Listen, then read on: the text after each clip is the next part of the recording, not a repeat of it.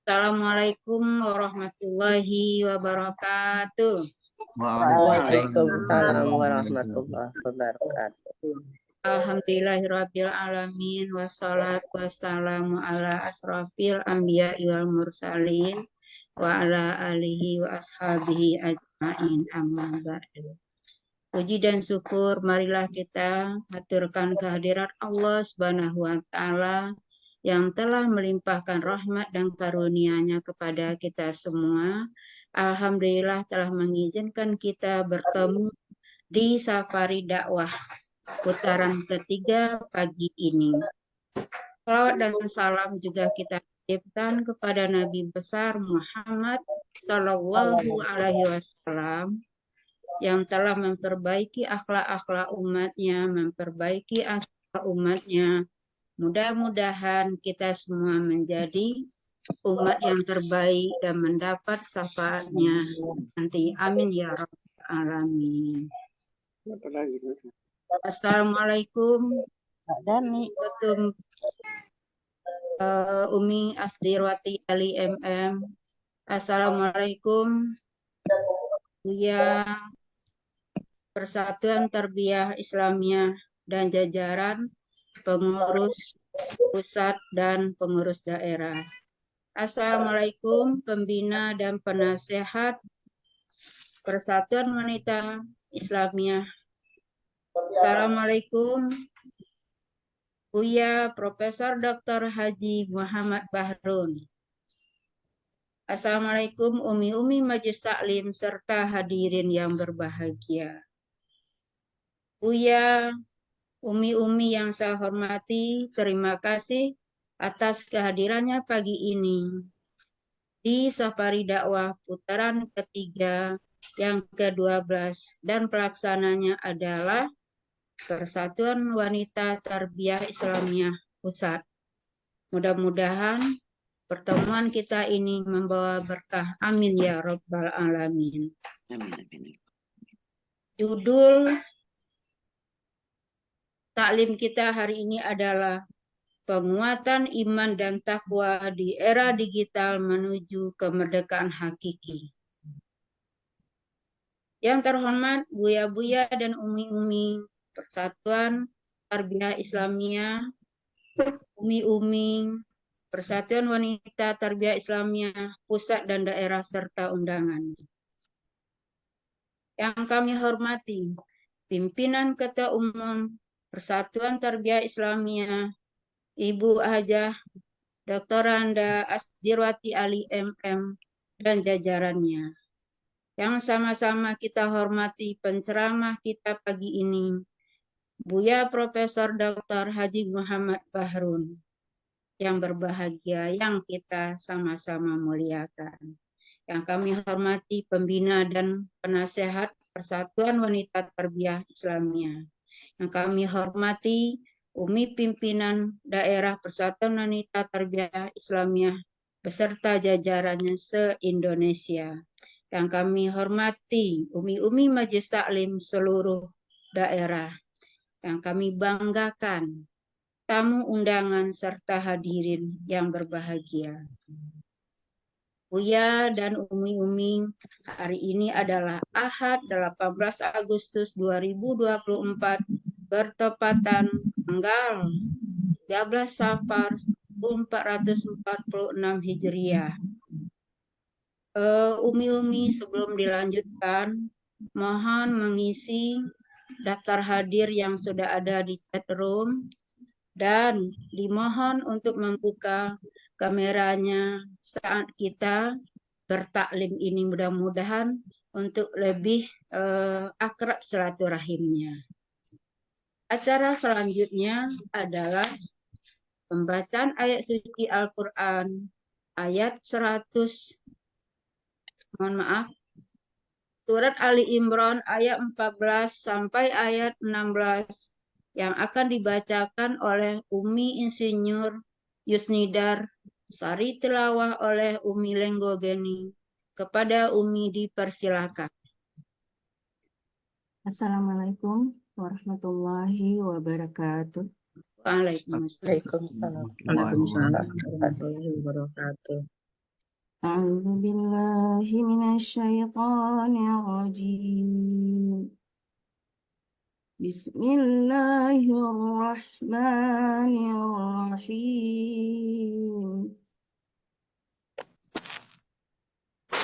زين للناس حب الشهوات من النساء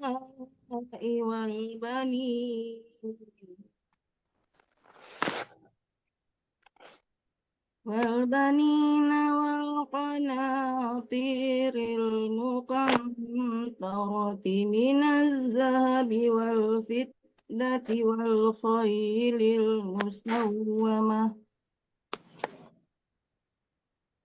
والخيل المسومة والأنعام والحرث ذلك متاع الحياة الدنيا والله عنده حسن المآب قل أنبئكم بخير من ذلكم للذين اتقوا عند ربهم جنات تجري من تحتها الأنهار خالدين فيها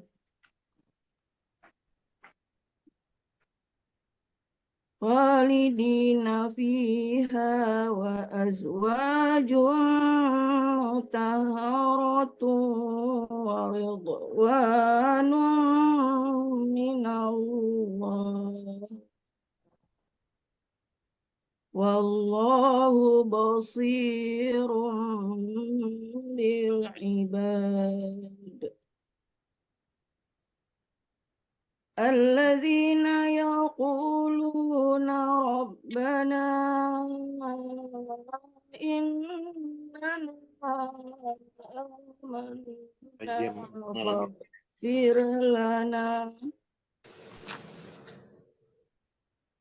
فاغفر لنا ذنوبنا وقنا عذاب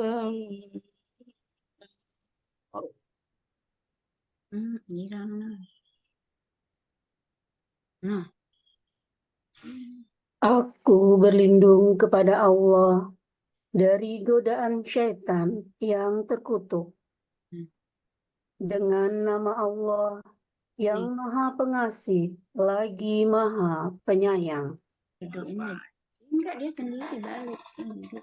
Dijadikan tampak indah dalam pandangan manusia cinta terhadap nafsu berupa wanita-wanita, anak-anak, harta benda yang bertumpuk dalam bentuk emas dan perak, kuda pilihan, hewan ternak, dan sawah ladang. Itulah kesenangan hidup di dunia, dan di sisi Allah lah tempat kembali yang baik. Katakanlah, maukah aku kabarkan kepadamu apa yang lebih baik dari yang demikian itu? Bagi orang-orang yang bertakwa, tersedia di sisi Tuhan mereka surga-surga yang mengalir di bawahnya sungai-sungai, mereka kekal di dalamnya, dan pasangan-pasangan yang suci serta ridho Allah. Dan Allah Maha melihat hamba-hambanya, yaitu orang-orang yang berdoa, "Ya Tuhan kami benar-benar beriman, maka ampunilah dosa-dosa kami dan lindungilah kami dari azab neraka." Maha benar Allah dengan segala firman-Nya. Assalamualaikum warahmatullahi wabarakatuh. Waalaikumsalam. Warahmatullahi Terima kasih kepada Umi Insinyur Nidar dan Umi Lenggogeni Mudah-mudahan yang membaca dan yang mendengarkan mendapat manfaatnya. Amin ya Rabbal Alamin. Amin ya Rabbal.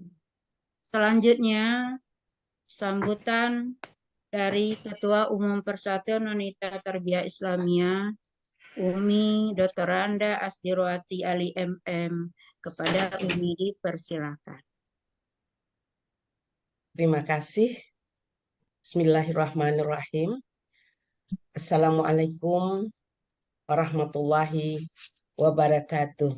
Waalaikumsalam warahmatullahi wabarakatuh. Waalaikumsalam warahmatullahi wabarakatuh. Selamat pagi dan selamat berjumpa lagi para jamaah Safari Dakwah Persatuan Tarbiyah Islamiyah pada pengajian taklim Perwati pagi ini.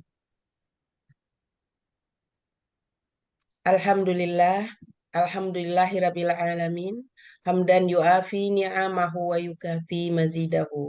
Ya Rabbana lakal hamdu kama yanbaghi li jalali wajhikal karimi wa azimi sultanik. Asyhadu an la ilaha illallah wa asyhadu anna Muhammadar Rasulullah. Amma ba'd.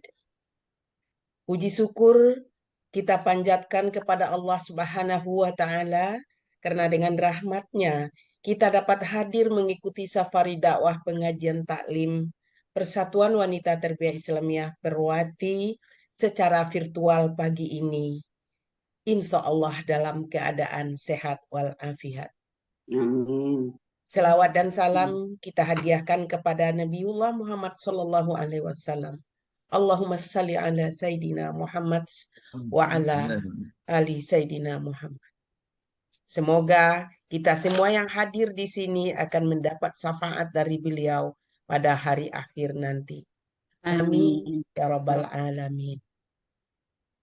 Yang kami hormati Ketua Umum dan Pengurus Persatuan Tarbiyah Islamiyah Perti, pusat maupun daerah, serta organisasi fungsional dan organisasi serumpun Perti. Yang kami hormati, penceramah kita hari ini, Buya Profesor Dr. Haji Muhammad Baharun, yang telah hadir. Selamat bergabung, Buya. Yang kami hormati, Ibu Penasehat, Ibu-ibu pembina, pimpinan Pusat Perwati, yang telah hadir hari ini. Saya melihat ada Ibu Dr. Nuraini Ahmad, ada Ibu Nilma, dan lain-lainnya yang tidak bisa kami sebutkan satu persatu. Terima kasih atas kehadirannya.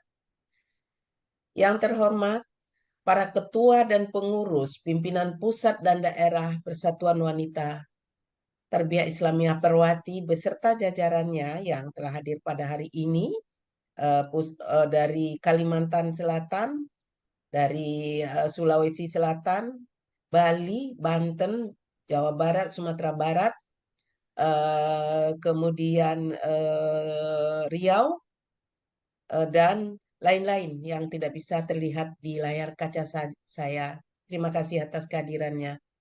Juga yang terhormat ibu-ibu majelis taklim yang hadir, yang saya banggakan, pusat maupun daerah seluruh Indonesia.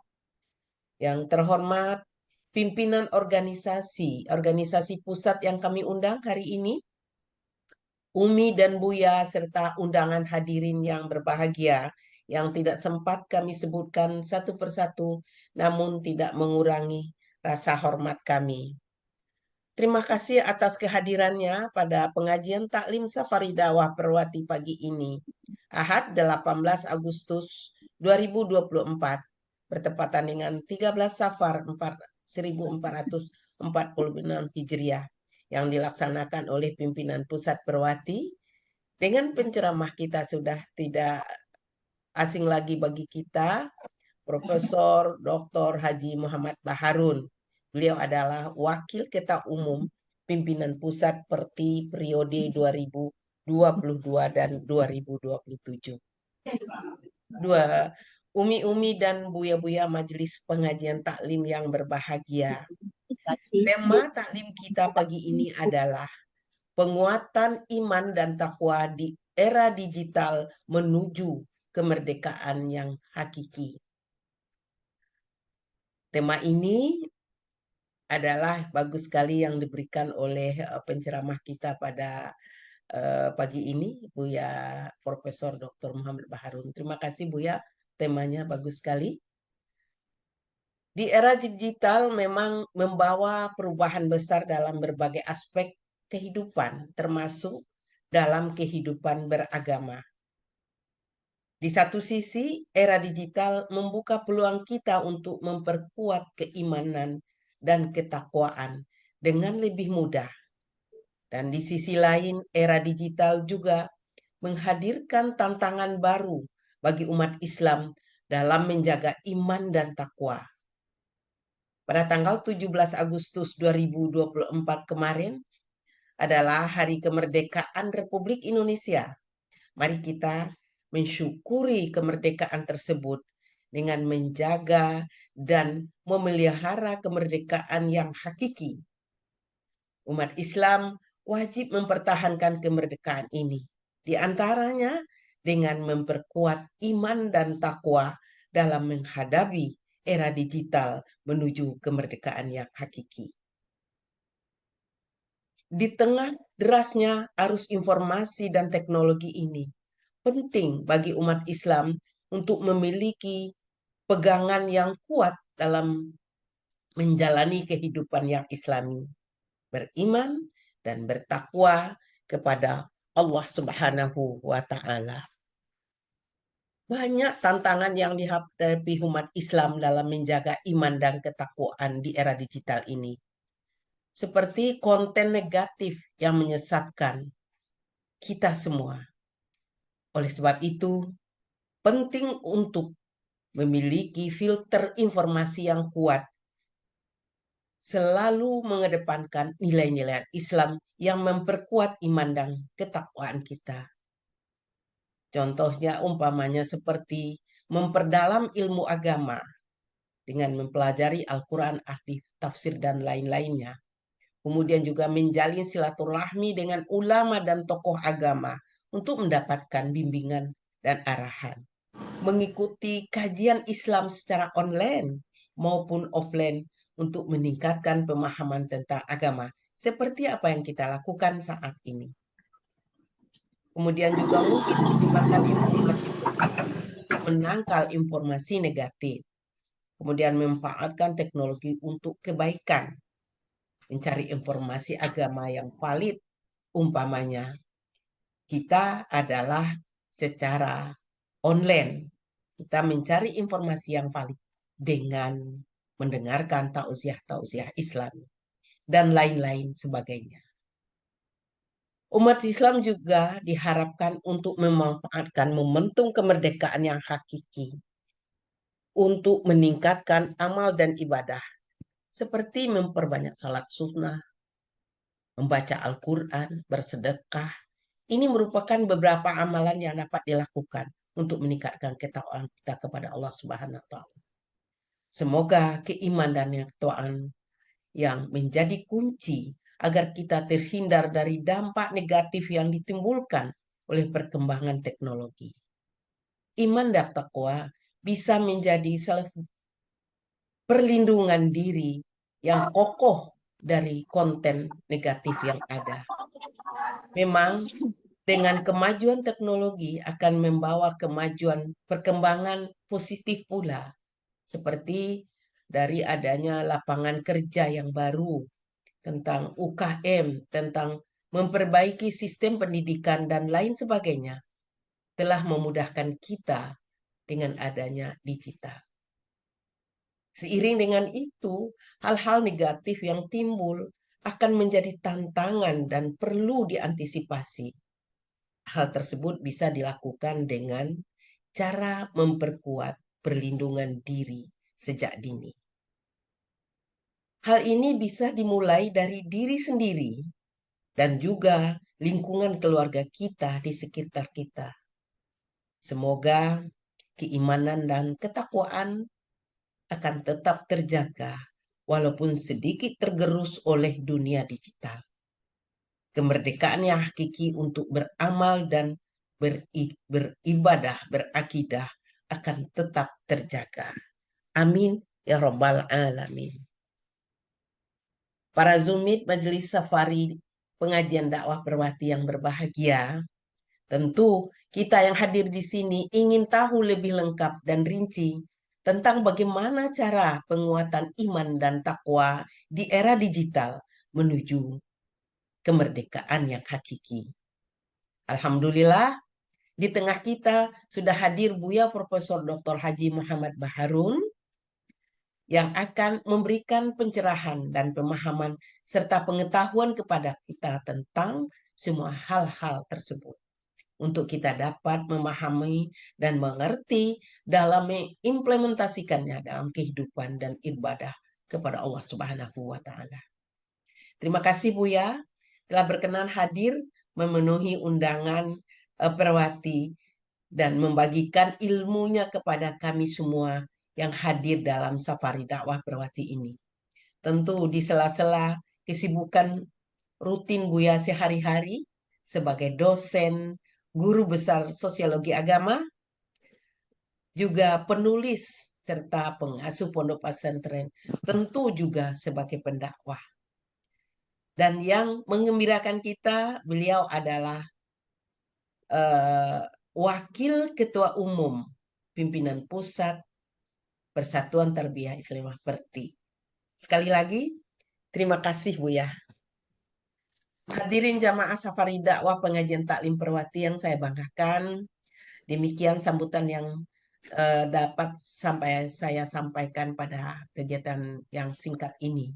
Terima kasih kepada Buya dan Umi serta undangan yang telah hadir serta semua pihak yang telah mendukung pelaksanaannya pengajian taklim Perwati pagi ini. Terima kasih kami kepada Ketua Bidang Dakwah dan Informasi Perwati Pusat beserta pengurus dan timnya, wabil khusus umi-umi yang bertugas pada pagi hari ini. Semoga Allah Subhanahu wa Ta'ala meredai perjuangan kita dan membalas dengan pahala yang berlipat ganda. Amin ya rabbal alamin. Terakhir, mohon maaf atas segala kekurangan, kesalahan, dan kekilafan dari saya, mohon dimaafkan. Makasih. Saya akhiri dengan wallahu waliyu taufiq wal hidayah. Wassalamualaikum warahmatullahi wabarakatuh. Saya kembalikan. Warahmatullahi wabarakatuh.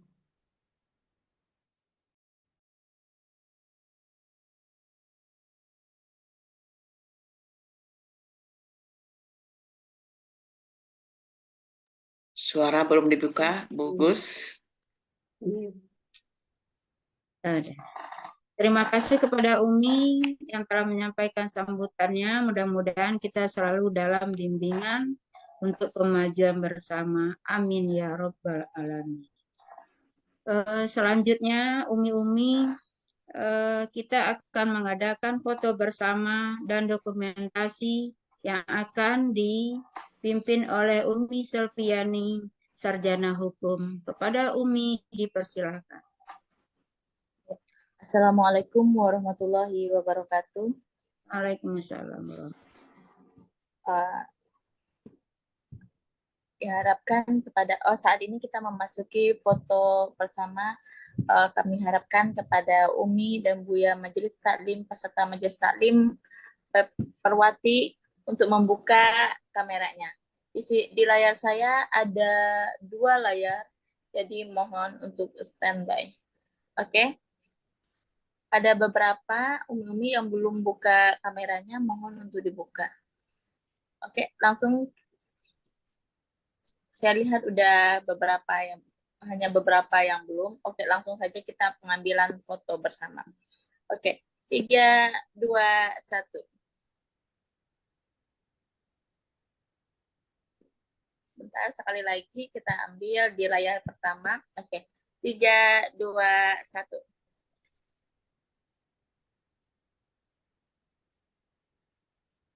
Layar kedua, mohon ditahan senyumnya ya Umi. 3, 2, 1.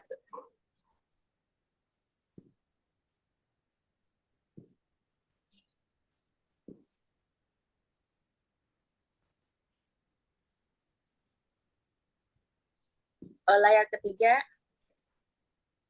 3, 2, 1. Terima kasih Umi Buya. Wassalamualaikum warahmatullahi wabarakatuh. Waalaikumsalam warahmatullahi wabarakatuh. wabarakatuh. Terima kasih kepada Umi Selviani, sarjana hukum, untuk membimbing foto bersamanya. Mudah-mudahan semuanya cantik luar dan dalam. Amin ya Rabbal Alamin. Selanjutnya adalah acara yang kita tunggu-tunggu, yaitu ceramah penguatan iman dan takwa di era digital menuju kemerdekaan hakiki, yang akan disampaikan oleh Buya Profesor Dr. Haji Muhammad Bahrun. Sebelumnya, saya akan menyampaikan biodata terlebih dahulu. Buya Profesor Dr. Haji Muhammad Bahrun adalah Guru Besar Sosiologi Agama, Rektor UNAS Bandung 2009-2013, dan sebagai dosen, Ketua Komisi Hukum MUI Pusat tahun 2010 sampai 2020.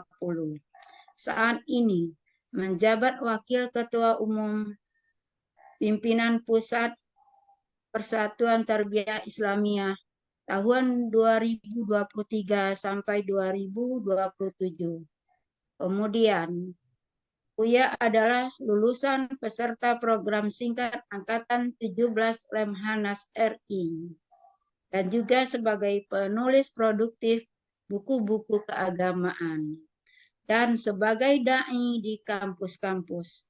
Kemudian, karya Buya yang terakhir adalah Ensiklopedia Ulama Terpilih Indonesia. Kepada Buya dipersilahkan, dan mohon kepada ibu-ibu semuanya yang belum mengisi daftar hadir, kemudian yang belum membuka kameranya, mohon dibuka. Terima kasih kepada Buya, dipersilahkan.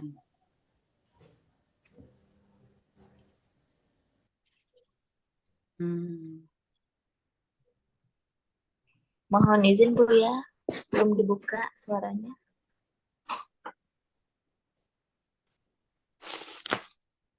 Maaf, ketutup tadi. Assalamualaikum warahmatullahi wabarakatuh. Waalaikumsalam warahmatullahi wabarakatuh. Bismillahirrahmanirrahim. Alhamdulillahilladzi bini'matihi tatimmus shalihat wa bi'aunihi tatanazzalur rahmat. Wassalatu wassalamu ala sayyidil kainat Nabiyina Muhammadin wa ala alihi wa sahbihi ahli sidqi wal barakat. Amma ba'du. Yang saya hormati Ummahat Perwati, umi-umi Perwati yang senantiasa diberkati dan dirahmati oleh Allah Subhanahu wa taala. Amin. Setelah bersyukur kehadirat Allah Subhanahu wa taala, izinkan saya menyampaikan terima kasih yang sebesar-besarnya kepada Ketua Umum Perwati, Ibu Dr. Anda Asdirwati, beserta jajaran pengurus Perwati yang lain, termasuk di dalamnya para penasihat, yang telah mengundang kami dan menjadikan saya sebagai narsum dan bagian daripada kegiatan Perwati yang sudah berlangsung beberapa tahun, di beberapa tahun, termasuk ini menurut saya, ya ini kedua kalinya saya diundang dan menjadi bagian dari kegiatan ini untuk kedua kalinya. Ya. Tema yang diangkat di dalam kuliah subuh ini adalah penguatan iman dan takwa di era digitalisasi menuju kemerdekaan yang hakiki. Baru kemarin kita memperingati Hari Proklamasi ke-79, dan ini sangat relevan kita mendiskusikan tentang hal ini, ya, terutama dikaitkan sebagaimana tadi mukaddimah yang disampaikan oleh Ketua Umum Perwati tentang pentingnya meningkatkan iman dan takwa. Karena menurut saya, ya, setiap saat, setiap kita memperingati peringatan hari-hari besar seperti hari-hari ini, ya, memang kita jangan sampai terlampau euforia sehingga melupakan akidah syariah yang menjadi kewajiban kita masing-masing. Ya. Apalagi sekarang ini sering dibicarakan orang bahwa kita ini sebetulnya di Indonesia, umat Islam ini sudah mengalami defisit akidah. Ya. Selain defisit juga keretakan ukhuwah Islamiyah. Ini juga disebabkan dari defisit akidah itu. Orang sudah lebih percaya Google daripada ulama sekarang ini. Ya. Padahal tanpa disadarinya bahwa Google itu tidak berakidah. Google itu agnostik. Google itu ateis. Nah, jadi Google itu kadang-kadang memang memberikan kita data dan informasi yang benar. Tapi jangan lupa, sering kita jumpai, kita dapati bahwa Google itu menyesatkan kita. Saya kira akhir-akhir ini banyak menyesatkan kita, tergantung yang menginput, yang menginstall. Seperti gelas diisi apa, diisi khamr, diisi minuman keras, ya jadi minuman keras. Jadi itulah Google. Jadi tergantung siapa yang mengisi, siapa yang memanfaatkan. Kadang-kadang juga bisa memberikan kita informasi yang benar, tapi kadang-kadang juga menyesatkan kita. Apalagi sekarang ini di dalam dunia informasi dan IT, teknologi informasi dan IT itu ada yang disebut sebagai kebenaran baru dengan tanda petik ya. Terutama ketika kita memasuki era post-truth ya. Post-truth itu pasca kebenaran ya. Sehingga orang bisa menciptakan kebenaran sendiri. Coba aja lihat siapa yang menguasai didukung dengan para buzzer, ya semua itu seolah-olah benar. Padahal itu disusun dari dusta-dusta yang sedemikian rupa sehingga dusta itu dikemas menjadi satu kebenaran. Inilah yang sebetulnya menjadi tantangan kita umat Islam, para ulama, para dai dan daiyah, bagaimana bisa menyadarkan umat bahwa sekarang ini sudah banyak beredar kebenaran-kebenaran baru itu tadi. Jika kebenaran-kebenaran faktual yang bersumber dari langit, seperti dari sumber-sumber Al-Quran dan As-Sunnah, tidak kita jadikan sebagai pilihan dan alternatif bagi umat ini, maka umat akan percaya dengan apa yang disajikan oleh media sosial sekarang ini, yang ramai itu. Siapa yang menguasai media sosial, siapa yang terus menyebarkan dusta-dusta itu, akhirnya dusta itu bisa menjadi kebenaran. Oleh karena itu perlu adik-adik kita, anak-anak kita itu kita didik bagaimana bisa memaknai Islam dan iman itu apa. Dimulai dari apa sih maksudnya Islam itu, apa maksudnya iman itu. Mungkin dimulai pendidikan kita dari definisinya. Islam itu secara harfiah di dalam bahasa Arab bisa berarti berserah diri, totalitas gitu ya. Nah, kalau kita berserah diri kepada Allah ya, maka itu menimbulkan konsekuensi logis dalam kehidupan kita bahwa kita itu harus bersabar ya. Bahwa kita itu harus tawakal ya. Apakah ini ada di dalam masyarakat kita terwujud keislaman itu? Yang kedua kata Nabi, Islam itu adalah al-muslimu, seorang muslim itu adalah man salimal muslimuna min lisanihi wa yadihi. Yang dikatakan orang muslim itu orang lain yang bisa selamat dari lidah dan tangannya. Coba sekarang ini kalau kita lihat di media sosial itu, siapa yang bisa selamat itu? Kita muncul aja sedikit sudah disalah-salahin orang nih. Dicari-cari kesalahan orang itu. Apa yang disebut sebagai dicari jejak digitalnya yang buruk, yang negatif. Sehingga ini di dalam ranah politik ini menjadi suatu kegemaran baru masyarakat untuk menjatuhkan orang lain. Ya, cari aja jejak digitalnya yang negatif. Ya. Nah, jadi ini juga menggambarkan kepada kita bahwa kita nanti di akhirat itu seperti itu. Seperti yang tercantum di dalam surat Yasin itu disebutkan al-yawma nakhtimu ala afwahihim wa tukallimuna aydihim wa tashhadu arjuluhum bima kanu yaksibun. Hari di mana ya mulut terkunci, tangan melalui jari jemarinya bergerak bisa berbicara dan kaki menjadi saksi. Jadi dalam bahasa Arab kaki itu ya arjul itu bisa berarti jejak. Dulu kalau orang-orang Arab itu di Timur Tengah dulu ada ilmu jejak namanya itu sudah lenyap itu. Itu jejaknya orang berjalan di padang pasir, langkah-langkahnya dan yang ditinggalkan itu bisa diketahui dari langkahnya itu, dari jejak cetakan di pasir itu kakinya. Itu disebut jejak itu. Makanya bahasa yang digunakan di dalam Al-Quran, arjul itu artinya jejak, bukan kaki. Jadi jejak. Jadi jejak manusia ini kemana ya. Kemudian tangan yang berbicara, mulut terkunci. Itu gambaran di akhirat nanti. Tapi sudah bisa kita rasakan sekarang ini seperti sekarang ini. Nanti di akhirat itu seperti itu nanti. Mulut terkunci sudah nggak bisa orang membuat pembelaan melalui lesan itu sudah nggak berlaku. Tapi jejak-jejak digitalnya itu yang akan berbicara.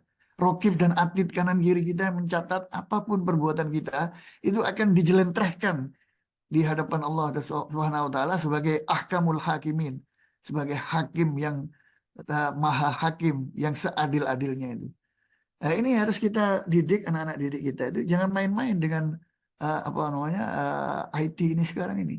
IT ini juga bisa membawa orang kepada kemusyrikan. Apalagi yang disajikan tuh lebih banyak yang kita dapati itu di dalam apa namanya dunia media sosial itu adalah keraguan-raguan. Iman kita diragu-ragukan, kepercayaan kita diragu-ragukan, kebangsaan kita diragu-ragukan, ukhuwah kita diragu-ragukan, tasykik di mana-mana.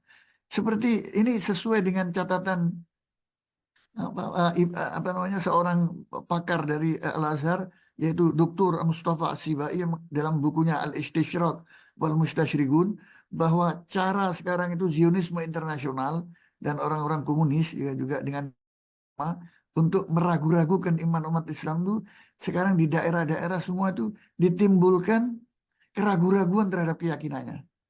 Misalnya begini ya, mohon maaf ya, agama Islam dikatakan agama dari Timur Tengah itu. Sebetulnya agama kita itu agama leluhur gitu. Nah, di mana-mana nanti di Indonesia leluhur itu apa? Agama kejawen, disuruh kembalikan ke zaman dahulu lagi. Nah, kemudian agama di Timur Tengah juga ada agama jahiliyah, dikembalikan kepada jahiliyah lagi. Nah, padahal semua kita tahu agama Samawi itu Kristen dan Yahudi juga dari mana kalau bukan dari Timur Tengah. Tapi memang sengaja orang-orang orientalis postkolonialisme itu memang menjadikan keraguan-raguan umat Islam ini. Dilihat-lihat umat Islamnya di mana-mana kok secara populasinya itu bertambah terus di Eropa, di Amerika itu. Apalagi kasus melihat bagaimana tawakalnya orang-orang Palestina yang terbunuh dijajah oleh Zionisme Israel itu. Tabahnya, sabarnya, bersyukurnya. Itu mereka, ini agama apa ini? Nggak ada, ini agama yang benar tuh ini. Mereka masuk Islam. Jadi ada upaya orang-orang yang sakit hati ini, yang gerah dengan kemajuan dan peningkatan populasi umat Islam itu membuat keraguan-raguan ini, dimulai keraguan-raguan keyakinan. Nah, kemudian di Sumatera nanti di Sunda itu ada Sunda Wiwitan, di Sumatera itu agama asal usul itu apa? Jadi dikembalikan orang itu kepada zaman jahiliyah lagi. Dengan fitnah-fitnah, jangan ikut agamanya Nabi Muhammad. Nabi Muhammad itu Arab. Jangan ikut Al-Quran. Kalau Al-Quran itu bahasa Arab. Sebaiknya kitab suci itu bahasa lokal. Jadi sudah mulai tumbuh itu sekarang itu. Fitnah-fitnah seperti itu. Ini kewajiban kita dai dan daiyah ini untuk memberikan pencerahan bahwa fitnah-fitnah ini walaupun berulang-ulang ya terjadi di media sosial, tapi itu luar biasa itu. Sangat signifikan dampaknya terhadap terutama remaja-remaja kita yang tidak pernah belajar agama, tidak mengaji, tidak kita berikan apa namanya pencerahan-pencerahan keimanan dia. Nah, itulah arti Islam itu artinya salam damai. Kita harus tunjukkan kepada masyarakat luas bahwa Islam itu agama damai. Bukan agama yang membuat kisruh, gaduh. Ya, tidak ada itu. Islam itu salam dari salam. Satu akar kata dengan salam. Ya. Kemudian demikian juga iman. Iman, aman, amanah itu satu rangkai kata dalam bahasa Arab itu. Dari satu suku kata, dari satu kosakata yang sama. Iman, aman, aman. Jadi iman itu artinya akidah, keyakinan kita kepada Allah, kepada Al-Quran, kepada Nabi Muhammad. Keyakinan, akidah itu wilayah-wilayah akidah. Kemudian dari kosakata yang sama muncul derivasinya yaitu aman. Jadi aman, Islam itu agama aman. Dari akar kata ini saja kita sudah bisa menyampaikan kepada seluruh umat manusia ini bahwa Islam itu agama yang aman.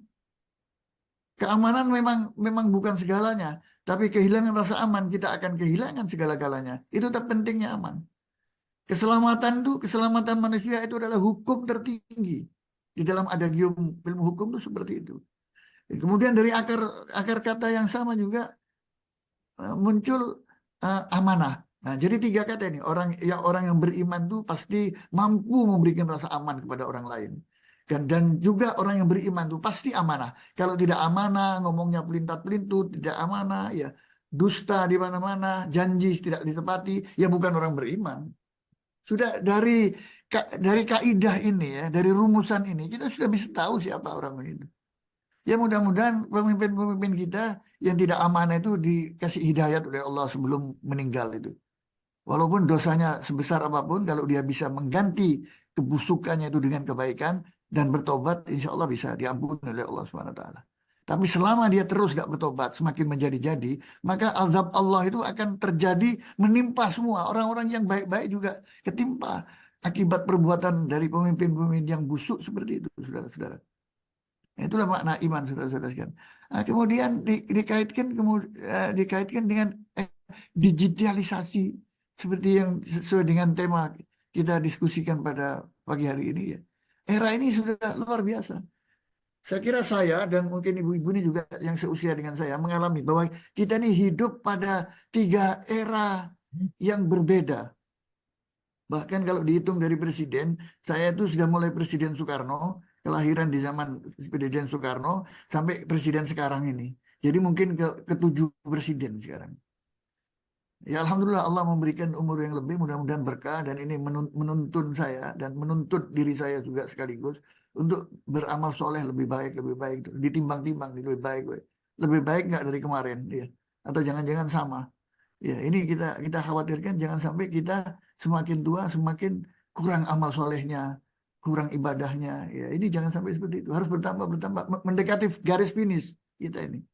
Semakin mendekati garis finish ya seharusnya ibadahnya semakin banyak, amal solehnya semakin banyak. Sehingga kita berjumpa dengan Allah itu dalam keadaan yang sudah tidak punya beban apapun. Beban dosa, beban moral, beban ini.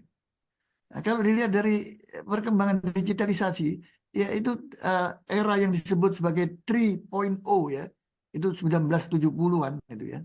Saya hidup, kita yang sezaman ya, saya seumur dengan umi-umi semua yang ada di sini itu tahun 1970, itu era otomatisasi ya.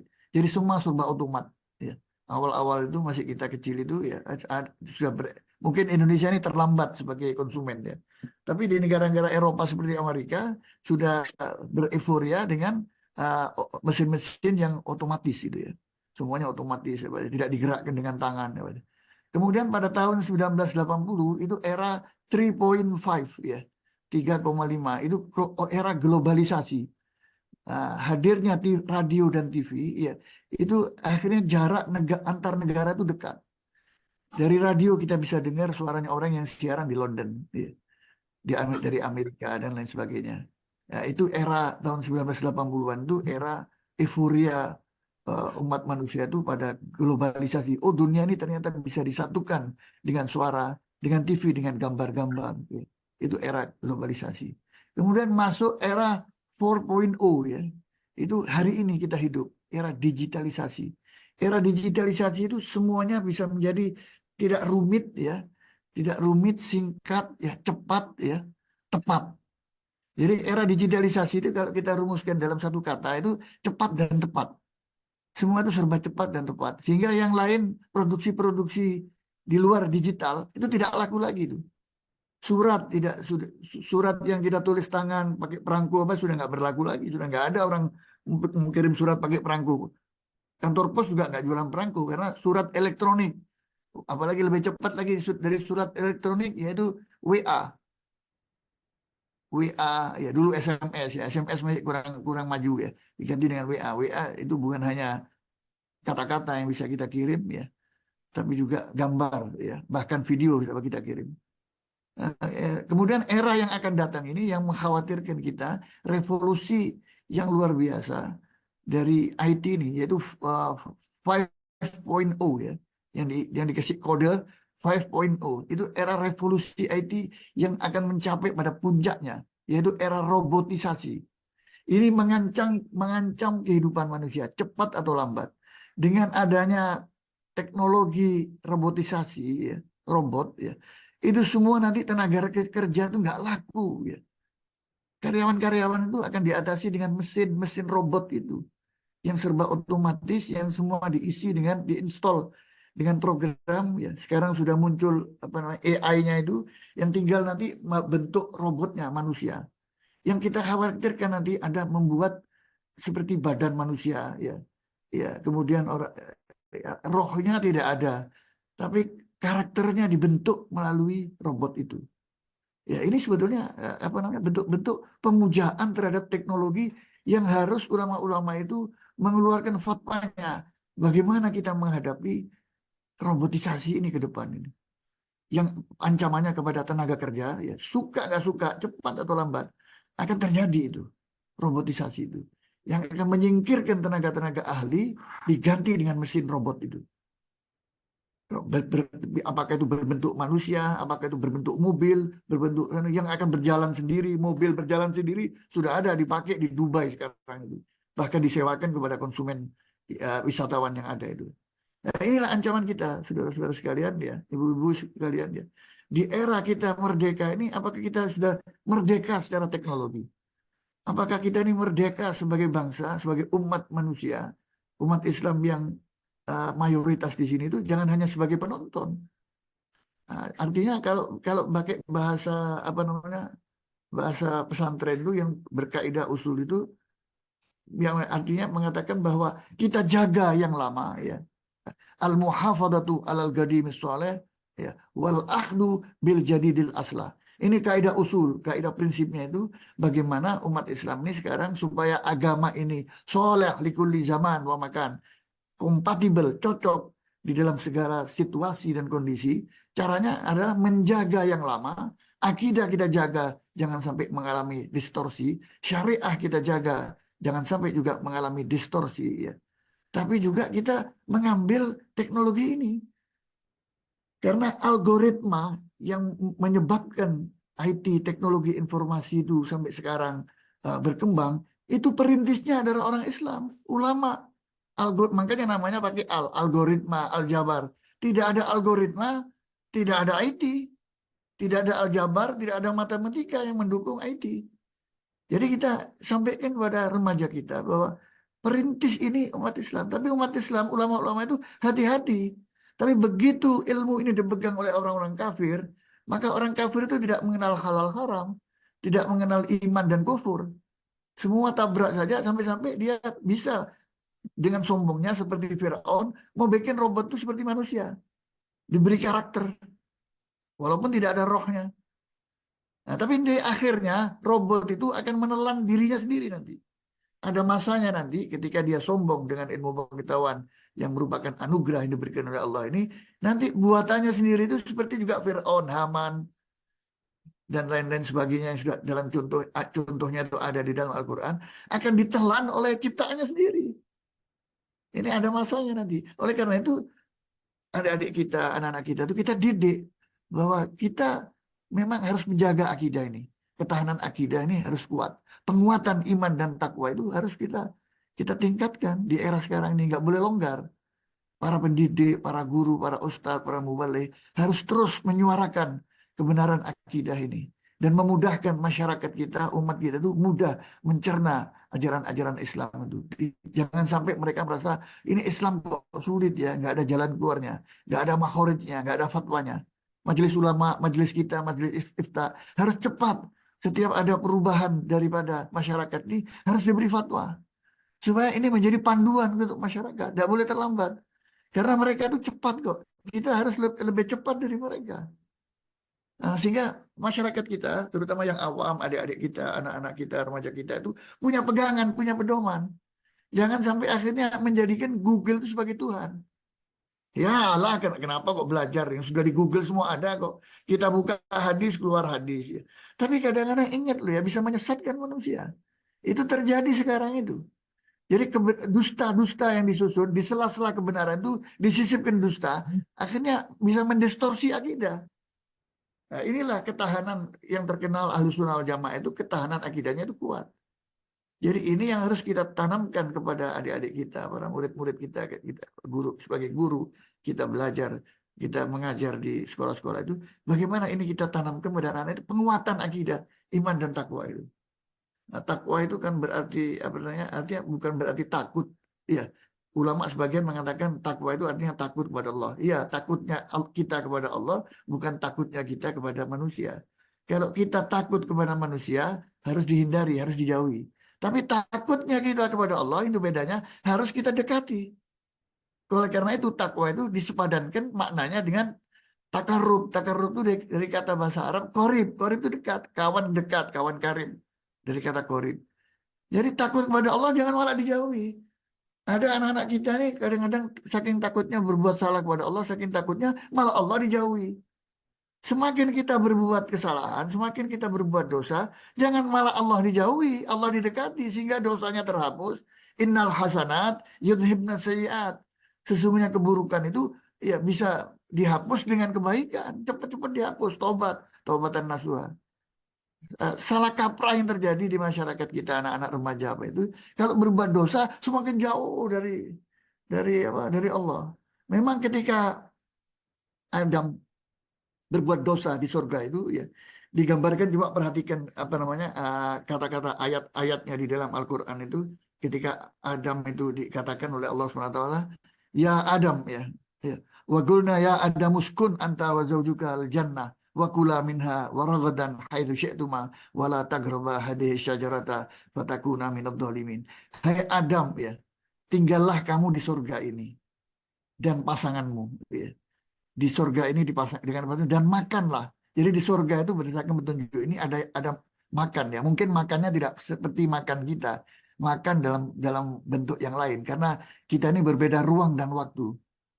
Jadi jangan gambarkan kehidupan di surga itu seperti kita ini makan, ingin pecel, makan pecel, ingin nasi padang, ada enggak. Makan tapi dalam bentuk yang lain. Karena kita berada di ruang dan waktu yang berbeda. Ibarat kalau saya buat sepadannya, ibarat ibu mengandung anak kembar, yang satu lahir, yang lain masih di dalam perut. Yang lahir itu mengatakan, aduh kita ini kok berada pada alam yang berbeda ya, dari sejengkal kali sejengkal perut ibunya. Sedangkan yang di dalam perut ibunya mengatakan, waduh saudara saya lenyap, habis, hilang, sudah mati. Sebenarnya dia tidak mati, dia lahir di dalam alam yang berbeda dari perut ibunya. Yang jauh ya makan, tapi makannya berbeda.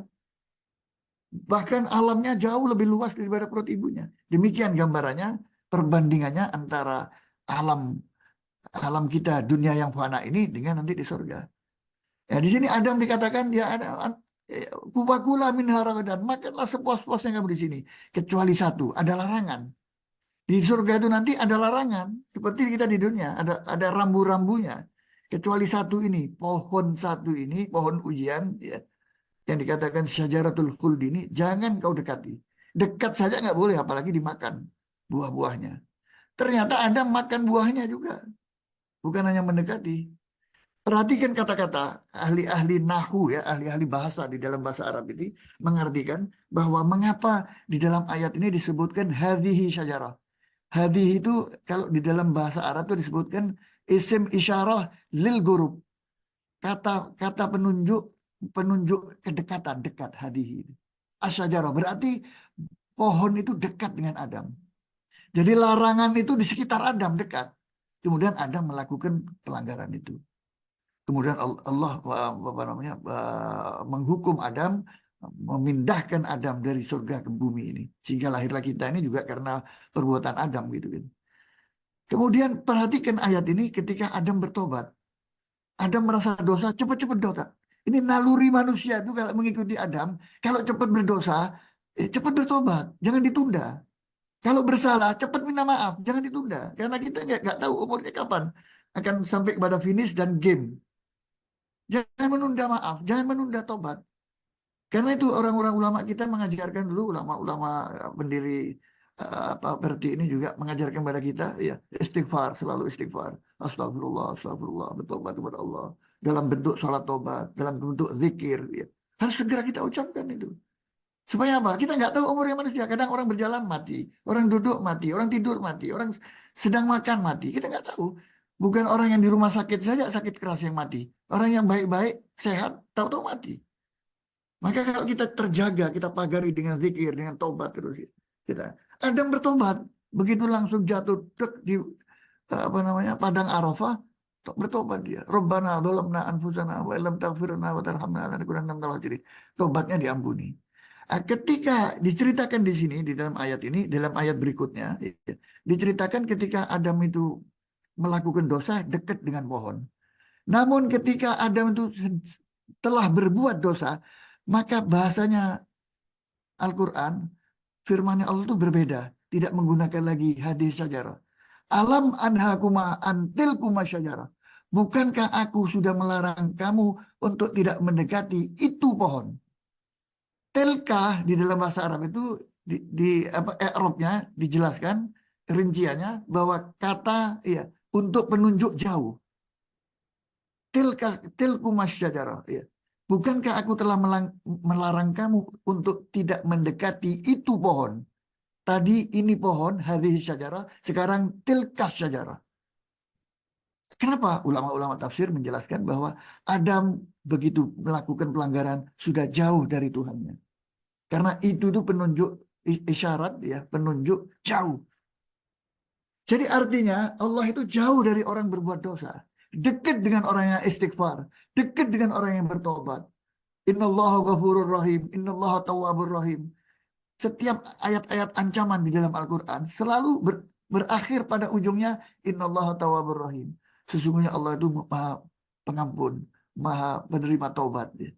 Jadi taubat ini harus kita pegang betul nih. Kalau kepada human relation, ya hablum minan nas, maaf. Hablum minallah, taubat. Kalau hablum minallah, hablum minan nas ini sudah beres kita, insya Allah akidah dan keimanan kita, iman dan takwa kita menjadi kuat. Gitu. Terakhir masalah kemerdekaan. Ya. Masalah kemerdekaan itu ya kita hari-hari ini berada sedang euforia memperingati hari kemerdekaan. Di tengah-tengah carut-marut sosial kita ya, ekonomi dan sosial kita di Indonesia sekarang ini. Tapi jangan merasa lelah untuk berdoa terus. Semoga bangsa ini akan mendapatkan jalan keluar secepatnya dari lilitan-lilitan segala macam lilitan sosial yang ada ini, dari himpitan sosial yang ada ini. Ini mungkin ujian kita umat Islam ini. Umat Islam ini tidak pernah diuji. Marilah kita bersyukur. Palestina itu diuji dengan dibom terus oleh Zionis Israel. Tapi bagaimana mereka? Mereka tetap berdoa, tidak bergeser iman dan akidahnya. Terus berdoa. Syukur, tobat, dan tawakal. Ini syarat-syarat kita, iman dan takwa itu harus dihiasi dengan itu. Syukur, iman, dan tawakal itu.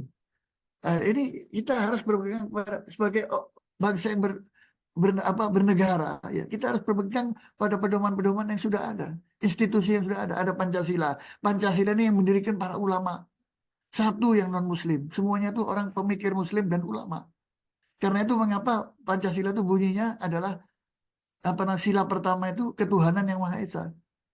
Sila kedua sampai kelima itu adalah masalah-masalah kemanusiaan. Urusan-urusan kemanusiaan.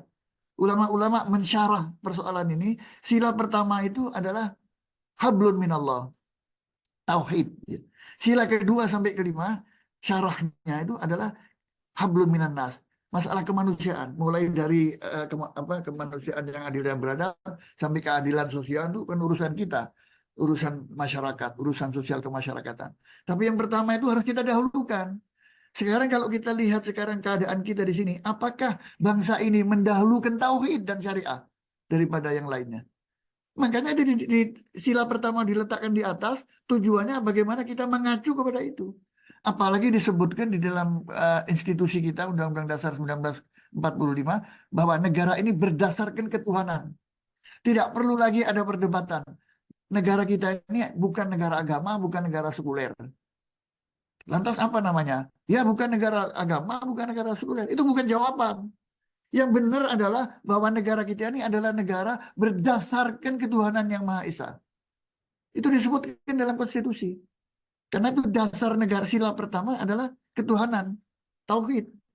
Bahkan disebutkan ketuhanan yang Maha Esa. Esa itu artinya tauhid. Qul wallahu ahad. Bahkan ini ulama-ulama kita tidak menggunakan kata berketuhanan yang Maha Satu. Berbeda satu dengan Esa itu. Kalau satu itu ada dua, ada tiga, ada empat. Kalau Esa nggak ada. Esa itu tunggal yang nggak ada duanya. Nggak ada duanya. Ini harus diperhatikan itu. Ya kemudian sudah pembukaan undang-undang. Itu ada Pembukaan atas berkat rahmat Allah. Allah itu Tuhannya umat Islam, bukan Tuhannya orang yang beragama non-Muslim. Non-Muslim mana yang menggunakan Allah itu? Baru terakhir di Indonesia ini mengadopsi kata-kata Allah itu. Itu pun diucapkan dengan salah, Allah. Tidak ada agama lain menggunakan Allah itu adalah Tuhannya. Allah itu nama dari Tuhannya, nama utama daripada Tuhannya umat Islam. Jadi artinya Pancasila, Undang-Undang Dasar kita, ya, itu semua ada ruh keagamaan, ada ruh ketuhanan. Kemudian lagu Indonesia Raya, itu perhatikan liriknya tuh, bangunlah jiwanya, bangunlah badannya, ada lirik seperti itu. Bangunlah jiwa itu seharusnya di Indonesia ini banyak pengajian seperti yang diadakan oleh Perwati ini. Bukan banyak pesta di sana-sini, banyak hura-hura di sana-sini. Banyak pengajian untuk mengisi membangun jiwa, baru membangun badannya. Dan sekarang ini badannya. Makanya korupsi marak di mana-mana karena orang berlomba-lomba untuk membangun badannya masing-masing. Membangun fisiknya, bukan membangun mental, spiritualnya, bukan rohnya. Ini yang harus kita setiap kali kita memperingati hari-hari besar seperti hari proklamasi ini. Kita ingatkan masyarakat kita di Indonesia nih. Selain bersyukur kehadirat Allah SWT, harus memahami makna dari kemerdekaan ini. Sehingga kemerdekaan ini tidak dari tahun ke tahun, ya cuma itu saja. Pesta-pesta itu saja. Ya. Kemudian di kampung-kampung adakan lomba-lomba yang tidak produktif itu. Ya. Tanpa ada perenungan tentang apa maknanya Tuhan melimpahkan kepada kita kemerdekaan itu. Jangan disalahgunakan nikmat Allah ini. Nikmat Allah ini harus kita gunakan dengan sebaik-baiknya. Ini artinya tuntutan kita kepada masyarakat ini supaya masyarakat ini bisa mendapatkan tuntunan yang baik dari para ulamanya, para pemimpinnya, bukan seperti yang terjadi seperti sekarang ini. Saya kira itu Bapak Ibu sekalian ya yang dapat saya sampaikan pada acara pengajian Perwati ini ya. Mohon maaf apabila ada kesalahan dan kehilafan. Wallahu a'lam bishawab, wallahu waliyut taufiq wal hidayah. Wassalamualaikum warahmatullahi wabarakatuh. Waalaikumsalam warahmatullahi wabarakatuh. Terima kasih. Waalaikumsalam warahmatullahi wabarakatuh. Belum dibuka mute-nya Bu Gus Parni. Ya. Terima kasih kepada Buya.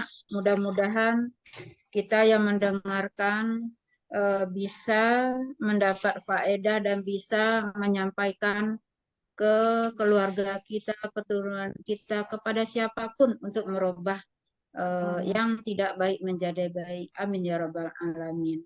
Kepada umi-umi yang belum mengisi daftar hadir di chat room, mohon diisi. Untuk sebaiknya acara kita ini untuk melihat kehadiran kita semua. Selanjutnya adalah sesi tanya jawab. Kepada umi-umi dipersilakan yang mau bertanya dan akan dibatasi dengan 3 orang terlebih dahulu. Dan saya akan membacakan yang ada di chat room dulu. Ini dari Umi Ernalis ya, dari Sumbar. Assalamualaikum Buya, izin bertanya apakah zikir tersebut garis dilapaskan atau boleh dalam hati, atau kita akan masuk kamar mandi membaca baca doanya sebelum masuk atau setelah masuk kamar mandi? Terima kasih Buya.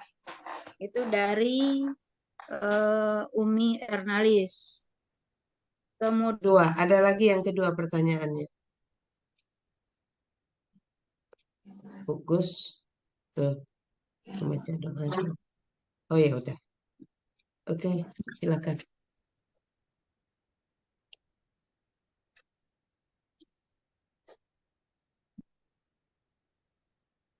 Bu Gus terkendali dengan Bu Gus Parni bersinyal, kayaknya ada kendala sinyal. ya. Izin Buya, ada 2 pertanyaan tadi Buya terkait dari Sumbar. apakah zikir harus dilafazkan atau boleh dalam hati? Saat kita akan masuk kamar mandi, membaca doanya sebelum masuk atau setelah masuk kamar mandi. Itu yang pertama. Yang kedua, membaca doa sama doa. Membaca doa saat akan masuk kamar mandi dibaca saat masuk atau setelah berada di kamar mandi. Sementara itu Bu ya. Ini ada dua Bu Rina, satu lagi Satu lagi sebentar. Amarani. Amarani. Amarani. Sedihnya sekarang berita Ustadz yang mencabuli santriwati. Ada guru menghukum muridnya hingga korban. Yang seharusnya jadi panutan. Kok sikapnya tidak mendidik, gimana ini? Sekedar curhat ini Bu ya. Silakan Bu ya. Baik, terima kasih Izin saya atas panggil. pertanyaannya ya. Masalah zikir itu secara harfiah di dalam bahasa Arab bisa berarti mengingat ya, bisa berarti juga menyebut. Jadi kalau misalnya ana uzakirukum, saya mengingatkan Anda, dari kata zikir itu. Kemudian bisa juga berarti zikir itu ucapan. Ana azkurak, saya menyebut nama Anda azkurak. Bisa disebutkan, kalau disebutkan itu berarti dilafalkan, diucapkan dengan lisan. Kalau diingat itu berarti di otak kita kemudian turun ke hati itu. Zikir menurut para ulama yang baik itu yang kedua-duanya. Selain bagaimana kita mungkin mengingat Allah tapi tidak melafalkannya. Atau melafalkannya tapi pikiran kita kemana-mana. Juga tidak sinkron. Zikir yang baik itu yang bisa mensinkronkan antara hati kita ya dan pikiran kita terpusat kepada Allah, tapi lisan kita mengucapkannya. Itu adalah zikir yang saya kira lebih tepat itu. Tapi bukan berarti kita sedang lagi di tengah keramaian banyak orang kita tidak boleh berzikir. Boleh berzikir, zikir khafi di dalam hati ya. Ya, tapi zikir yang menurut saya yang lengkap itu yang kedua-duanya, yang bisa diucapkan tapi juga pikiran kita tidak kemana-mana. Jangan salah satunya. Kalau salah satunya saya kira tidak sinkron. Salah satunya itu kalau menurut saya kita subhanallah walhamdulillah, tapi pikiran kita kemana-mana. Subhanallah walhamdulillah wala ilaha illallah Allahu akbar. Tapi pikiran dan hati kita sudah kemana-mana sudah. Atau sebaliknya hati kita terpusat, tapi kita tidak mengucapkan apa-apa. Seperti kalau kita baca Quran itu dianjurkan supaya kita bersuara walaupun pelan. Karena kita ini bukan sedang menghafal, tapi membaca. Quran itu dari kata qara'a yang Qur'anan, qira'ah, baca. Harus diucapkan itu. Nah, yang kedua masalah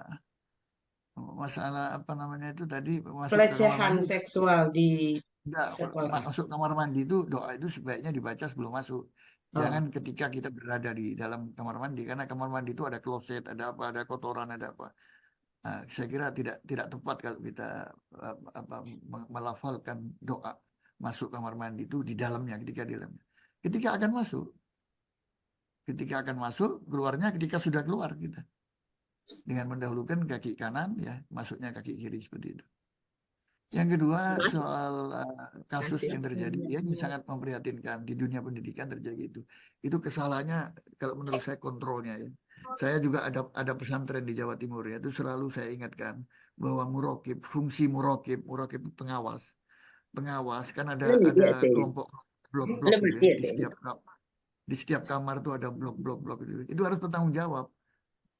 Apalagi sekarang itu ada kamera ya, kenapa tidak menggunakan teknologi itu untuk pengawasan?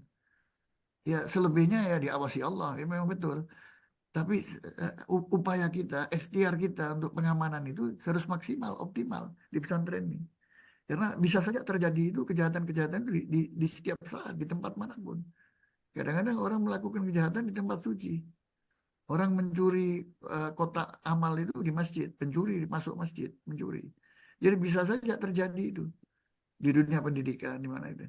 Nah, yang kita sesalkan manajemen pendidikan itu mengapa tidak memanfaatkan pengawasan yang optimal maksimal sehingga kecolongan sampai berapa gelas orang yang jadi korban seperti itu. Ya ini tidak boleh lagi terjadi. Ini mudah-mudahan ini peringatan kepada sekolah-sekolah kita yang ada di seluruh Indonesia supaya mengetatkan lagi ini. Yang kedua, kita itu sebenarnya nggak sulit untuk sejak dini mengantisipasi. Kalau cari guru itu, apalagi guru pesantren, ini sudah dilakukan di Sidogiri. Saya menarik itu. Pesantren Sidogiri itu pesantren yang hampir umur 300 tahun di yang ekonomi syariahnya berkembang itu. Itu ada dulu anak-anak dari Sidogiri itu dititipin kita di Bandung ketika saya jadi rektor di Bandung itu. Masuk psikologi beberapa orang. Itu ketika pulang di sana dijadikan sebagai bimbingan santri dan guru di sana. Nah, itu sudah mengerti itu. Ini orang layak jadi guru apa enggak? Itu bisa diantisipasi kok. Orang yang punya potensi penyimpangan seksual seperti itu bisa diantisipasi sejak awal. Kenapa kok sampai bisa kecolongan? Kan berarti manajemennya itu kurang sungguh-sungguh berikhtiar untuk pengamanan. Sehingga sangat memprihatinkan bila terjadi sampai korbannya belasan orang. Dan harus dihukum seberat-beratnya yang menjadi pelajaran efek jerah kepada mereka itu. Kalau menurut saya seperti itu. Sekarang kita hanya bisa tinggal prihatin. Tapi jangan sampai itu terjadi, harus ada antisipasi yang ekstra gitu ya terhadap ini guru-guru maupun murid-murid yang punya potensi seperti itu. Dan itu bukan hanya terjadi di pesantren kita, terjadi di pesantren-pesantren lainnya dan sudah di pesantren-pesantren lainnya. Dan saya dengar dengan adanya itu di Sidogiri, insya Allah tidak akan pernah terjadi lagi karena semua guru lewat wawancara dulu dengan psikolog itu, ngisi isian dan lain sebagainya, sehingga ketahuan itu kalau ini orang ada penyimpangan sejak dini itu sudah bisa monitor gitu ya, sudah bisa amati gitu. Saya kira itu ummahat perwati, umi-umi yang dimuliakan oleh Allah Subhanahu wa taala. Saya kira itu. Baik ya. Satu lagi, Jelas suara saya? ya jelas Bu ya. Assalamualaikum nih satu lagi Bu ya. Assalamualaikum dari Ya. Bu Yusnidar.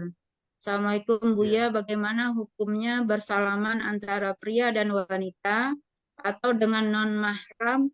Masih banyak guru atau ustadz yang bersalaman dengan santrinya yang jelas bukan mahramnya. Syukron Bu ya. Ya, baik ya, itu ada dua pendapat ya. Pendapat Syafi'i ketat, tidak boleh, haram. Kita ini kan Syafi'i ya, mazhabnya ya, haram tidak boleh. Ya. Karena itu tarbiyah seperti ini ya harus tegas ya, harus disosialisasikan kepada yang lain. Jangan bersalaman kepada orang yang bukan mahramnya. Karena kalau tapi ada mazhab lain, Hanafi misalnya, itu membolehkan. Membolehkan dengan catatan-catatan ya. Jadi sebaiknya menurut saya ya bagi yang sudah ya itu tidak perlu diulang lagi ya kepada yang lain kecuali terpaksa. Kadang-kadang kita ini repot ya. Kalau salaman tidak diterima kemudian menjadi permusuhan. Pernah saya alami sendiri, saya bersalaman dengan orangnya pakai jilbab. Ya, orangnya pakai jilbab, salaman sama saya. Langsung saya pakai tangan begini. Tapi saya sekarang tidak lagi menggunakan begini ya. Ketika banyak yang mengkritik sekarang tuh begini itu kan peragaan dari orang-orang non muslim Hindu. juga. Hindu. Kalau menyembah itu begini ya. Saya begini aja. Ketika ibu itu mau bersalaman kepada saya, tangannya nggak saya terima, saya begini. Kemudian dia jawab sengak sekali, nggak enak sekali. Kenapa? Tangan saya najis kan? Nah ini kan sulit. Masa kita harus pidato dulu menjelaskan? Bu, ini nggak bisa, ini menurut ini. Jadi agak susah. Jadi kalau sudah terpaksa, ya kita anggap darurat saja, nggak apa-apa.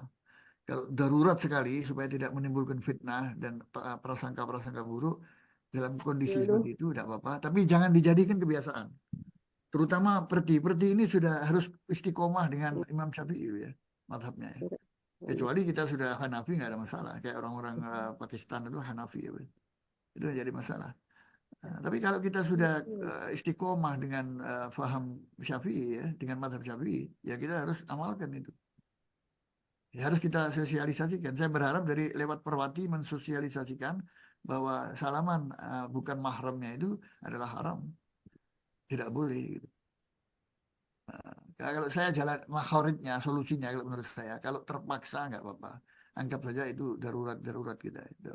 Tapi ini sebagai organisasi yang sudah apa namanya menetapkan asasnya itu pada mazhab Syafi'i, Ahlussunnah wal Jamaah mazhab Syafi'i, harus tegas bahwa salaman itu tidak boleh antar non mahram. Jadi begitu saya kira jawaban saya. Begitu.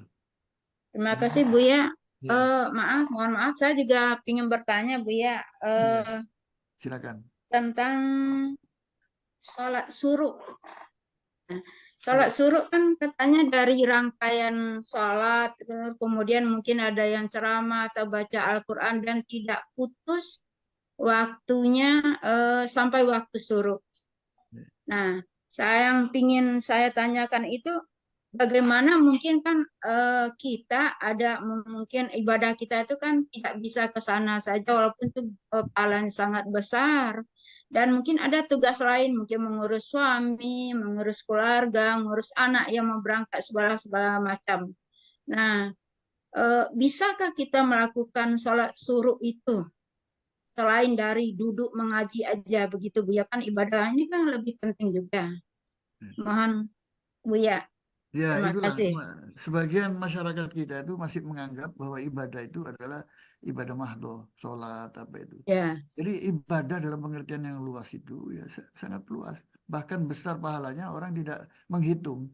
Misalnya untuk mempersiapkan anak sekolah ini apa itu ibadah bagi ibu-ibu itu besar sekali itu. Mengapa ibu ini harus kita renungi ya bahwa mengapa ibu-ibu itu tidak wajib Jumat? Ya karena ibu-ibu itu siang pagi hari sampai siang hari karena masa. Ya dohor saja, nggak usah ke masjid. Karena kalau tinggal ke masjid 1 jam atau 1 jam lebih itu berarti kehilangan momen untuk melakukan penyelesaian yang ada di dapur, di rumah tangga atau apa. Jadi ada makna-makna seperti itu yang harus kita pahami. Di masyarakat kita itu ada ya seperti sekarang ini gejala sekarang ini apa namanya yang radikal-radikal itu, madhab-madhab yang radikal dia. Sekarang tuh menganjurkan orang sunnah. Iya bagus. Sholat berjamaah bagus, nggak ada yang menentang orang sholat berjamaah memakmurkan masjid. Tapi keluar dari masjid nggak ada senyum dengan tetangga, nggak nyapa. Urusan hablun minan nasnya itu jelek sekali, buruk sekali. Coba aja melihat mereka, sombong sekali, memberikan salam saja kepada orang yang bukan jamaahnya nggak mau dia. Dia masih berkutat pada bahwa yang namanya ibadah itu hanya sholat di masjid. Hablun minallah. Tadi sudah saya singgung hablun minallah, hablun minan nas. Hanya berkutat kepada hablum minallah saja.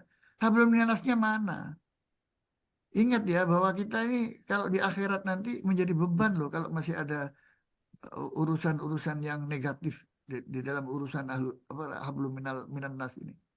Menjadi beban kita. Coba kalau kita perhatikan ya pada saat Nabi melakukan Isra Mi'raj itu, terutama Mi'raj itu semua pemandangan orang-orang yang apa namanya yang merugi, orang-orang azab-azab yang diberikan oleh Allah pada orang-orang digambarkan di hadapan Rasulullah, umatnya Nabi Muhammad nanti seperti apa di dalam kayak secara visual, kayak kalau sekarang itu divideokan, videonya dipertontonkan di hadapan Rasulullah, itu semuanya gambaran-gambaran dosa-dosa sosial. Coba perhatikan, ada nggak orang yang apa yang berdosa kepada Allah? Enggak. Dosa berzina itu hablum minannas. Dosa riba, dosa riba, dosa namimah, dosa orang nipu, dosanya orang dusta, semua dosa-dosa sosial. Gak ada dosa-dosanya orang disebutkan ini dosanya orang yang berdosa kepada Allah. Karena berdosa kepada Allah ada pintunya, banyak pintunya taubat. Nah inilah jangan sampai menjadi beban dosa-dosa sosial itu. Nah, kembali kepada pertanyaan Ibu tadi bahwa Ibu tadi mengatakan bahwa tidak sholat suruh itu sholat sunnah semua itu. Nah, ada yang lebih wajib yang Ibu selesaikan itu bagaimana mengurus suami, anak-anak sekolah dan sebagainya itu selesaikan. Itu sudah pahala besar. Itu jihad bagi ibu-ibu. Jihadnya ibu-ibu itu sudah itu. Saya kira itu Ibu. Ya, terima kasih Bu ya. Ya. Selanjutnya kaum umi yang lain kalau masih bertanya masih bisa, masih ada waktu, dipersilakan. Yang raise hand maksudnya, Bu? Ini kok banyak pertanyaan di luar tema ya. Iya. Yang tema Izin. bagaimana itu? Iya, ini adalah karena Wakil Ketua Umum Pimpinan Pusat Persatuan Tarbiyah Islamiyah. Perti menjadi narasumber. Jadi kompleks lah dia itu, Prof. Izin maaf. Bertanya Buya, Ya. Ada saya yang mau bertanya ya. ya. Assalamualaikum Buya, apakah suara Waalaikumsalam. saya kedengaran? Sudah kedengaran jernih sekali. Iya. Iya. Assalamualaikum Buya. Kita tahu era Waalaikumsalam. digital adalah era kemajuan ya Buya, yang Ya. bisa mempercepat arus informasi, mulai dari hal-hal yang negatif sampai yang positif. Pada kenyataannya sekarang, sangat-sangat banyak hal-hal yang negatif yang terjadi di masyarakat kita, mulai dari tingkat orang tua, judi online, mulai dari tingkat anak-anak, seks bebas, narkoba, dan lain-lain. Tadi Buya mengatakan, untuk menangkal hal-hal negatif tersebut, kita pada umumnya, anak-anak pada khususnya, diberi pemahaman, pendalaman tentang agama. Saya rasa itu dilakukan, tapi saya nggak tahu, masih banyak juga kejadian di masyarakat, masih tinggi angkanya seperti itu. Bagaimana pendapat Buya solusi hal-hal yang akan dilakukan terhadap hal ini? Baru-baru ini malah kita mendengar diberikan akses untuk mendapatkan, maaf kata, kondom kepada anak-anak SMA oleh Presiden dengan keluarnya PP. Bagaimana pendapat Buya tentang hal ini? Ya, sudah. Sudah Bu, sudah Buya. Nah, Assalamualaikum warahmatullahi itulah. wabarakatuh. Assalamualaikum warahmatullahi wabarakatuh. Terima kasih Ibu. Itulah keprihatinan kita ya. Di tengah-tengah umat Islam banyak mendapatkan ujian, kok tiba-tiba keluar rancangan undang-undang yang akan membagikan alat kontrasepsi seperti itu kepada anak-anak remaja. Apakah pemerintah ini nggak mendengar kejadian-kejadian yang terjadi anak SMP, apa namanya, di Jawa Timur itu puluhan orang hamil duluan, anak SMP loh Bu ya.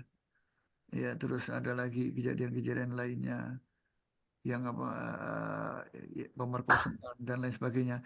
Apa ini tidak cukup bukti bahwa ini kasus-kasus ini tidak menjadikan perhatian pemerintah? Kok malah dibeli alat kontrasepsi seolah-olah ini dorongan supaya kamu tidak hamil, lakukanlah perzinahan itu. Kan seolah-olah seperti itu. Nah, Ya, ini kita sebagai organisasi Perwati, kemudian Perti dan lain sebagainya itu jangan diam dong, protes. Kita ini bermitra kepada pemerintah selama pemerintah itu on the track di jalur apa yang benar. Tapi kalau salah seperti itu kita harus berteriak dong. Sebab ini jangan-jangan ini test the water, ini apa namanya, ngetes saja umat Islam. Kalau diam tidak rame ya berarti umat Islam ini sudah kualitas keimanannya sudah menurun. Untuk dijajah berikutnya lebih dalam lagi dengan mudah. Saya kira kalau kita nggak berteriak ya, kan sudah apa namanya, peniup fluid yang suka berdemo-demo itu kan sudah dipreteli di mana-mana. Terutama ya mereka yang gerah dengan gerakan demo-demo pada 2, 3, 4 tahun yang lalu itu, gerah sekali ketika ada demo 212 yang berhasil mengumpulkan 7 juta orang di satu titik itu. Sekarang organisasi apa di dunia ini atau partai apa di dunia ini yang mampu mengumpulkan orang ya 7 juta orang, itu yang membuat gerah penguasa-penguasa dolim itu. Nah, maka itu pimpinannya diuber-uber, dibom nggak mati, ya, ditembak salah sasaran di mobilnya, kemudian dibuat fitnah chat seksual tidak berhasil, diusir ke Timur Tengah, pulang lagi pengikutnya masih banyak. Ini semakin gerah penguasa dolim itu, akhirnya dibubarkanlah organisasinya, orangnya terus dipersekusi, dibubarkan, ditembak tidak mati-mati. Ya ini kita jangan hanya satu peniup fluid ya. Di Indonesia ini umat Islam mayoritas harus banyak yang beramar ma'ruf nahi munkar. Ya. Jangan amar ma'rufnya terlalu banyak, termasuk terus terang kita ini. Yang nahi mungkarnya mana itu nggak berimbang gitu. Nah, jangan 1, 2 orang ya, kita harus Perwati harus menyuarakan suara yang keras bahwa pemerintah ini tidak benar membagikan alat kontrasepsi kepada anak-anak remaja dan itu akan membuat rusak sudah pendidikan agama di sekolah-sekolah sudah tidak ada, dikurangi. Ya. Kebiri. Malah ditambah lagi dengan pembagian kontrasepsi ya kepada anak-anak remaja. Ini kan keterlaluan anak-anak ini. Iblis dari mana yang membisiki ini sampai seperti itu?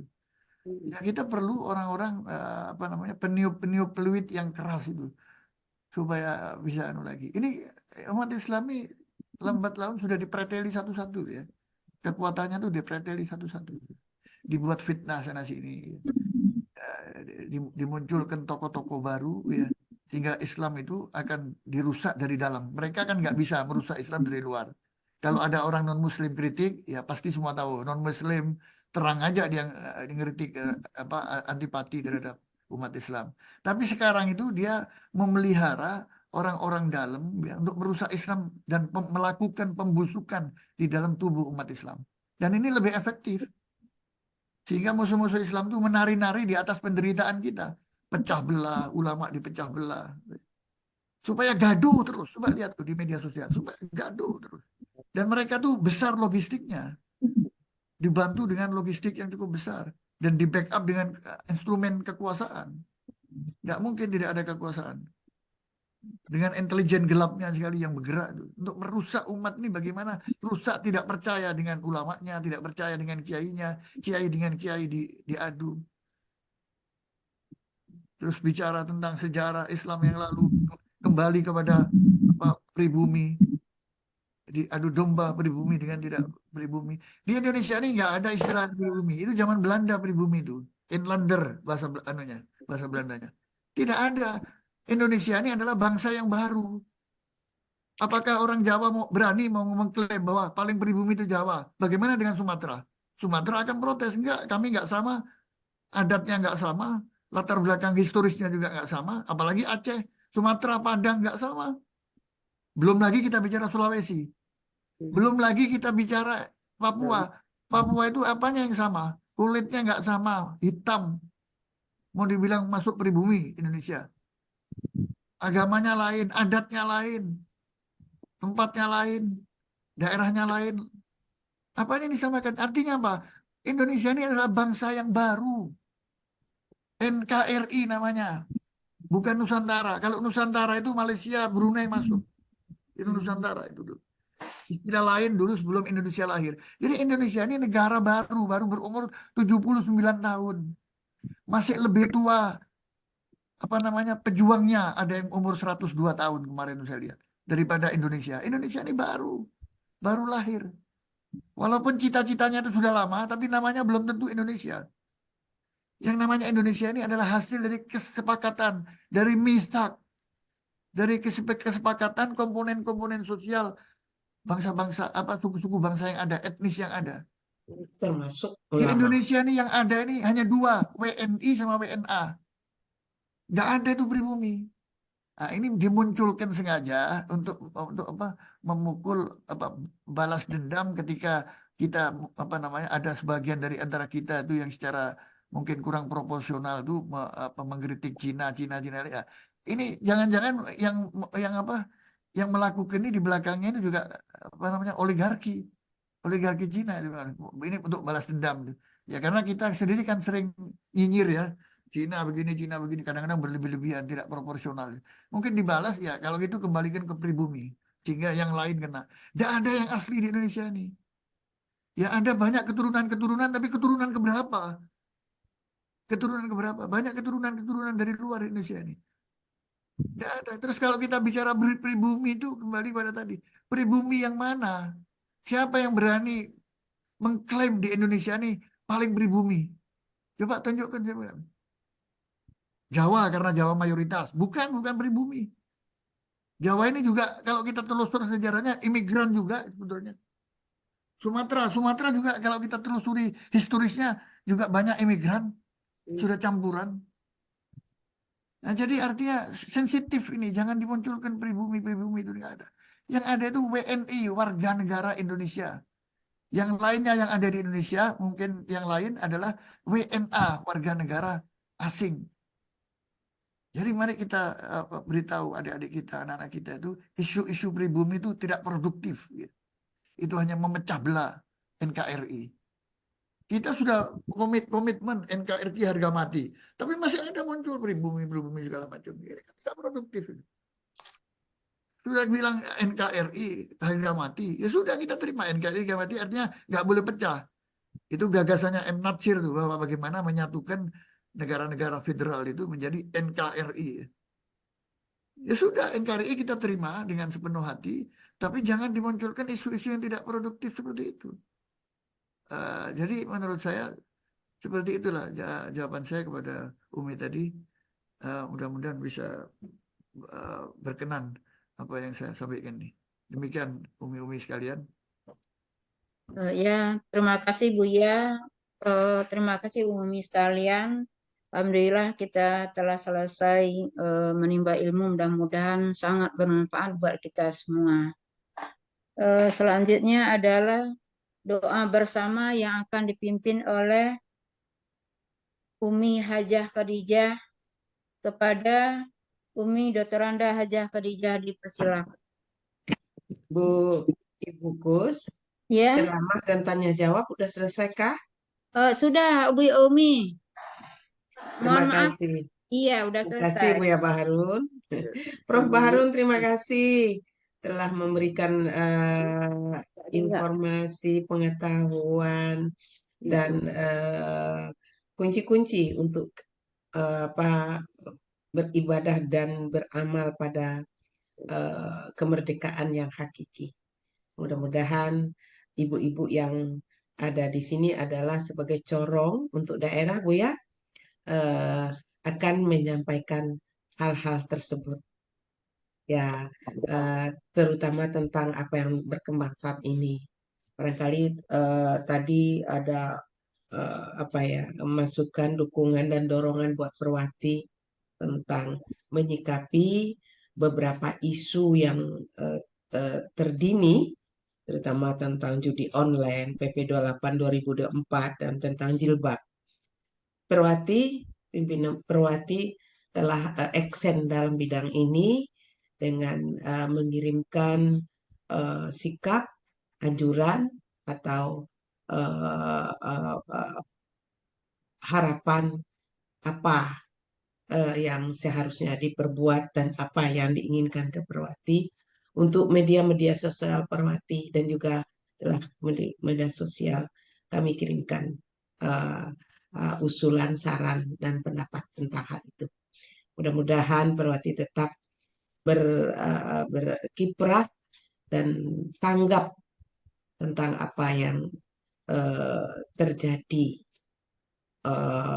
saat ini, dan kita berharap pada mubaligah yang tergabung dalam 25 provinsi akan bersikap hal yang sama. Terima kasih ya, sekali lagi terima kasih. Silakan Bu Barni dilanjutkan dengan kegiatan acara. Umi-umi sekalian, mohon maaf yang belum mengisi daftar hadir, tolong diisi lagi. Dan terima kasih Buya, mohon maaf atas kesalahannya. Selanjutnya doa bersama yang akan dipimpin oleh Umi Dr. Anda Hajah Khadijah, kepada Umi dipersilakan. Terima kasih Bu Barni. Bismillahirrahmanirrahim. Assalamualaikum warahmatullahi wabarakatuh.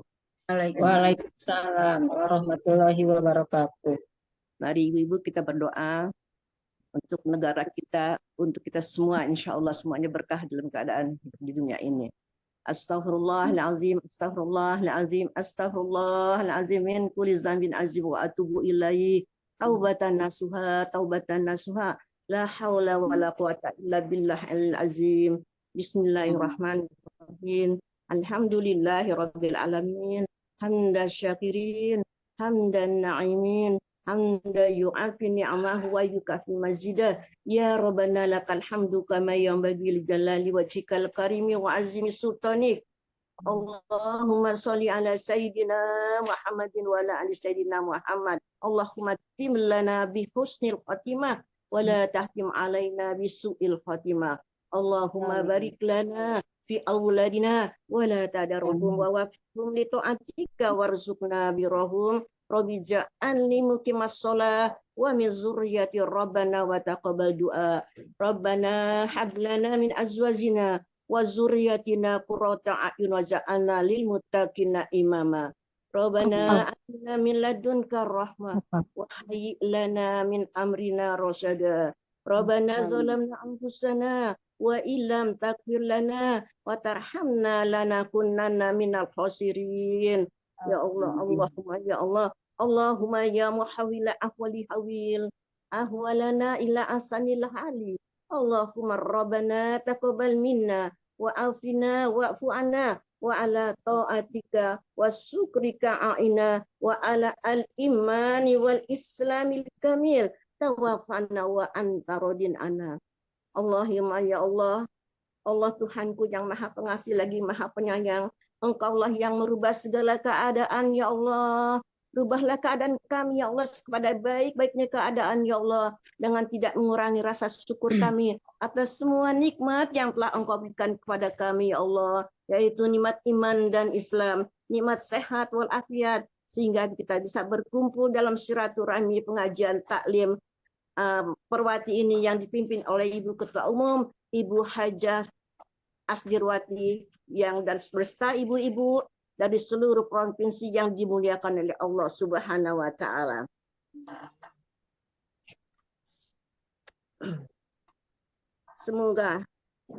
Semoga ya Allah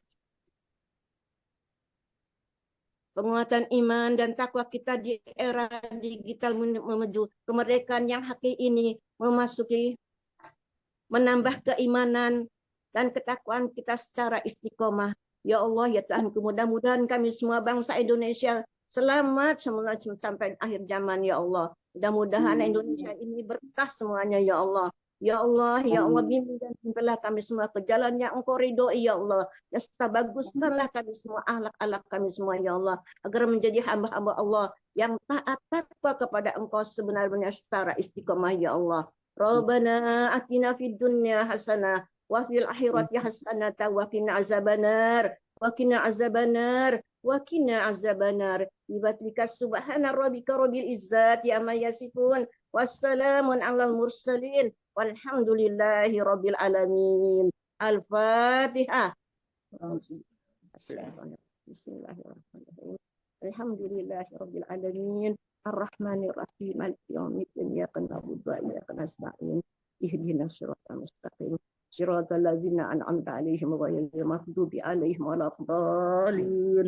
Amin ya rabbal alamin. Rabbana atina fid dunya hasanah wa fil akhirati hasanah wa qina azabannar wa qina azabannar. Bibatlika subhana rabbika rabbil izzati amma yasifun wassalamun alal mursalin walhamdulillahi rabbil alamin. Amin ya rabbal alamin.